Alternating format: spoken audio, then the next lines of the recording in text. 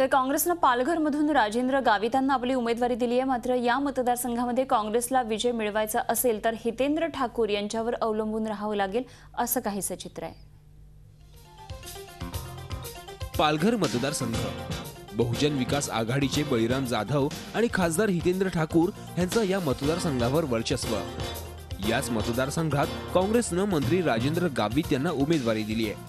संपूर्ण ठाणे जिल्ह्यात 2009 साली राजेंद्र गावित यांच्या रूपाने केवळ एकमेव आमदार निवडून आला होता।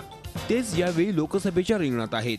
या भागात हितेंद्र ठाकूर यांचं वर्चस्व लक्षात घेता इथून ठाकूर यांच्या पक्षाच्या उमेदवाराला काँग्रेसच्या चिन्हावर निवडणूक लढवावी असा प्रस्ताव काँग्रेसने ठेवला होता, पण ठाकूर यांनी हा प्रस्ताव फेटाळला।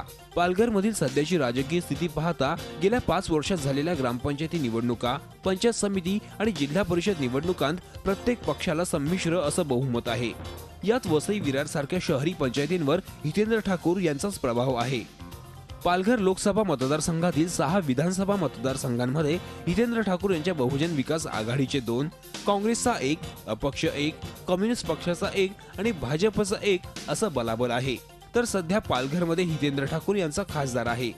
त्यामुळे पालघर मतदारसंघात वर्चस्व असलेले ठाकूर आता काय भूमिका घेणार यावरच पालघरमधील काँग्रेस उमेदवाराचं भविष्य अवलंबून असणार आहे। दीपक भातुसे, झी मीडिया, मुंबई। झी 24 तास रहा एक पाऊल पुढे।